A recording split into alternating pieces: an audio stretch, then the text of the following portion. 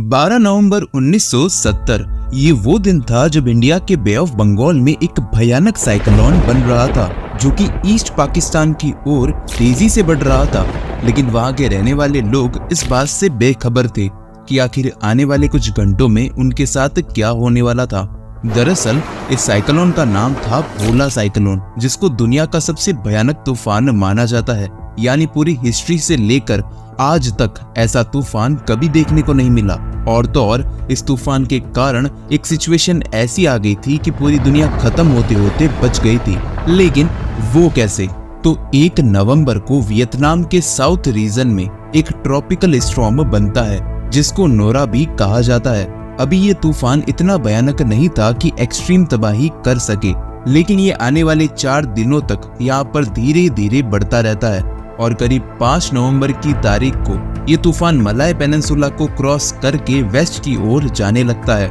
जहां 8 तारीख को ये बे ऑफ बंगाल के सेंटर में पहुंच जाता है, जहां की हवाएं इस तूफान को नॉर्थ की तरफ ढकेल देती है, जिसके चलते ये तूफान नॉर्थ की तरफ आ रहा था। तो इंडिया के मीटियोरोलॉजिकल डिपार्टमेंट ने इस तूफान की सूचना अगले ही दिन दे दी थी कि एक भयानक तूफान तेजी से नॉर्थ की तरफ बढ़ रहा है, जहां 10 नवंबर को 14.5 डिग्री नॉर्थ और 87 डिग्री ईस्ट की हवाएं इसको अपने साथ ले जाने लगती है, यानी ईस्ट पाकिस्तान की ओर। अब अगर आपको नहीं पता तो बता दूं कि 1970 में आज का बांग्लादेश उस समय ईस्ट पाकिस्तान हुआ करता था। अब इसके अगले दिन यानी 11 तारीख को ये तूफान एक फुल्ली सर्व साइक्लोनिक स्टॉर्म का रूप ले लेता है और तेजी के साथ नॉर्थ ईस्ट की तरफ बढ़ता रहता है। बे ऑफ बंगाल के हेड पर पहुंचते ही इस तूफान की हवाएं 185 किलोमीटर पर आवर की स्पीड को गेन कर लेती है, जो कि कॉन्टिन्यूसली बढ़कर 240 किलोमीटर पर आवर तक चली जाती है। जिसके बाद 12 नवंबर को पहली बार ईस्ट पाकिस्तान के मीटियोरोलॉजिकल डिपार्टमेंट के ऑफिसर्स रेडियो के माध्यम से लोगों को बताते हैं कि एक तूफान हमारी ओर बढ़ रहा है। अस्सलामु अलैकुम, यह रेडियो मशरिकी पाकिस्तान है। लेकिन वहां के रहने वाले लोग इस बात को ज्यादा सीरियसली नहीं ले रहे थे। बट यहाँ पर एक प्रॉब्लम थी, क्योंकि उस समय तक ईस्ट पाकिस्तान का वेदर वार्निंग सिस्टम और इमरजेंसी सिस्टम इतने एडवांस्ड नहीं थे कि वो इस तूफान की इंटेंसिटी को परफेक्टली मेजर कर ले, और ना ही उनके कोस्टल एरियाज में सायरन्स थे जिनकी मदद से वो वहां के लोगों को आगाह कर सके। जिसका सीधा सा मतलब यही था कि ये साइक्लोन उस जगह की ओर जाता जा रहा था जहां के लोगों को इसकी क्षमता की भनक तक नहीं थी। लेकिन ईस्ट पाकिस्तान के पास ही के देश को यानी इंडिया को इस समय तक इस तूफान की ताकत का अंदाजा था, क्योंकि इंडिया के पास उस समय एडवांस्ड वेदर रेडार्स थे जिनसे इंडिया को पता चल रहा था कि एक भयानक तूफान ईस्ट पाकिस्तान की ओर बढ़ रहा है। लेकिन इंडिया और पाकिस्तान के पॉलिटिकल इश्यूज के चलते इंडिया का मीटियोरोलॉजिकल डिपार्टमेंट पाकिस्तान को इसके बारे में बताने के लिए इंटरेस्टेड नहीं था। अब 12 नवंबर के दिन ही कुछ ऐसी चीजें एक साथ देखने को मिलती है जिससे इस तूफान की ताकत और भी ज्यादा बढ़ जाती है। जैसे सबसे इम्पोर्टेंट चीज ये थी कि इस दिन पूर्णिमा की रात थी, यानी इस रात आसमान में फुल मून निकला हुआ था। अब आप सोचोगे कि आखिर फुल मून के कारण इस तूफान की इंटेंसिटी कैसे बढ़ सकती है। तो जब चांद धरती के एक हिस्से के ऊपर आ जाता है तो यहाँ चांद की ग्रेविटी धरती के पानी को अपनी ओर खींचती है, जिसकी वजह से उस जगह का वाटर लेवल बढ़ जाता है, या फिर कहे तो हाई टाइड क्रिएट हो जाती है। और यही सेम चीज उस जगह की अपोजिट साइड पर भी देखने को मिलती है, जो कि उसी समय चांद से बहुत दूर होती है और बीच के दोनों हिस्सों पर लो टाइड देखने को मिलती है। अब क्योंकि उस दिन ये चांद सीधा उस जगह के सामने था तो वहां भी हाई टाइड देखने को मिली थी, और बाकी बची कुची कसर तो तूफान पूरा कर ही रहा था। अब ये चीज उस तूफान के लिए फायदेमंद थी, क्योंकि वो इसकी वजह से पूरे समुद्र के पानी को ईस्ट पाकिस्तान के ऊपर जोरों से फेंक सकता था। अगर दूसरे शब्दों में कहें तो वो तूफान अब ज्यादा तबाही कर सकता था। अब अगर ईस्ट पाकिस्तान पर वापस आए तो जब ईस्ट पाकिस्तान 12 नवंबर को रेडियो के जरिए सबको तूफान के बारे में बता रहा था, तो यहाँ पर ईस्ट पाकिस्तान के पास अधूरी जानकारी थी, क्योंकि उस समय ईस्ट पाकिस्तान की वेदर रिपोर्ट्स सेंट्रल पाकिस्तान से आया करती थी, यानी वेस्ट पाकिस्तान से। और यहाँ पर जब सेंट्रल पाकिस्तान ईस्ट पाकिस्तान को वेदर रिपोर्ट दे रहा था तो उससे एक चूक हो गई थी, जो कि आगे जाकर लाखों लोगों की जान का कारण बनी। क्योंकि आप देखिए,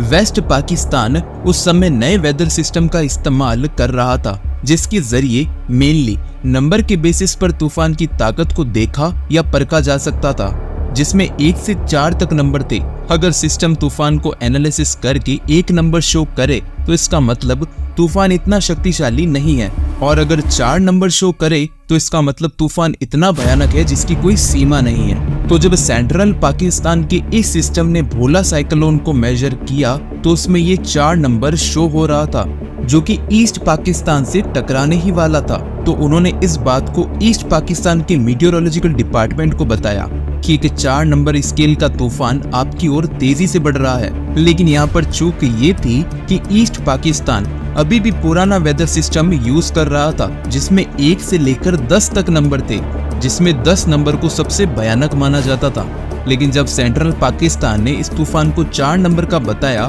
तो उन्होंने भी तुरंत रेडियो पर लोगों को बता दिया कि एक 4 नंबर का तूफान हमारी ओर बढ़ रहा है। इसीलिए कृपया करके विशेष तौर पर कोस्टल एरियाज वाले लोग कहीं और तुरंत चले जाएं। जिसको सुन के वहाँ के लोग कंफ्यूजन में आ गए, क्योंकि वो सब भी 10 नंबर वाले स्केल से फैमिलियर थे। तो उन्होंने सोचा कि ये तो इतना कोई भयानक तूफान नहीं है,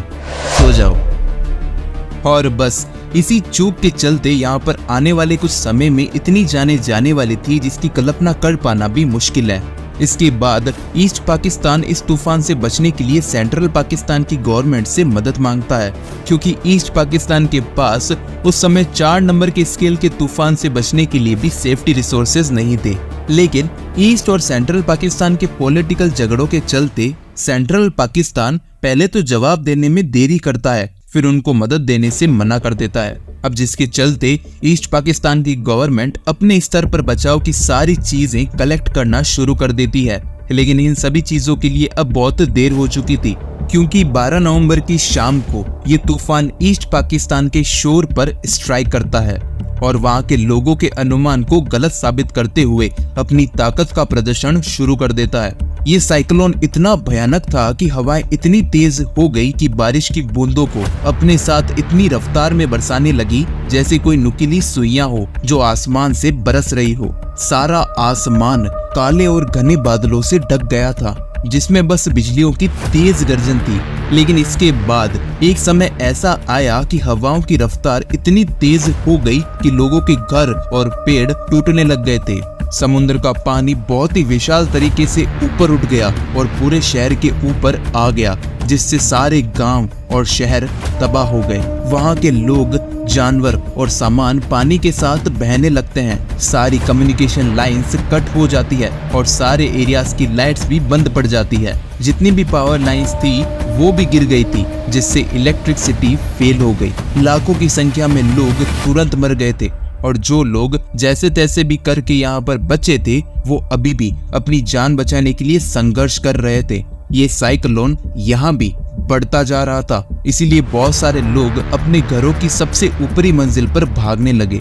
क्योंकि जैसे जैसे तूफान नजदीक आता जा रहा था वैसे वैसे समुद्र का पानी लोगों के घरों में बढ़ता जा रहा था। करीब 2 मंजिल तक पानी लोगों के घरों में भर चुका था और उस समय तक लोगों के मकान इतने ऊंचे नहीं हुआ करते थे कि इससे भी ऊपर जाया जा सके। और तो और बहुत सारे मकान इस काबिल भी नहीं थे कि वो इससे आधे तूफान को भी झेल पाए। इसी बीच एक परिवार इस साइक्लोन से बचने के लिए अपनी घर की दूसरी मंजिल पर चला जाता है, लेकिन कुछ समय बाद वो देखते हैं कि पानी का लेवल तेजी से बढ़ रहा है और एक समय के बाद वो पानी 2 मंजिल से भी ऊपर जाने लगता है, जिसे देखकर वो परिवार घबरा जाता है और अपने घर की छत पर चढ़ने लगता है, ये सोचकर कि यहाँ पर वो सेफ रहेंगे। लेकिन वहाँ इतनी तेज हवाएं चल रही होती हैं जो कि अपने साथ पेड़ों की बड़ी बड़ी टहनियां और लोगों के घरों की स्टील की शीट्स अपने साथ उड़ाने लगती है, जो कि अगर किसी के लग जाए तो उसकी मौत निश्चित है।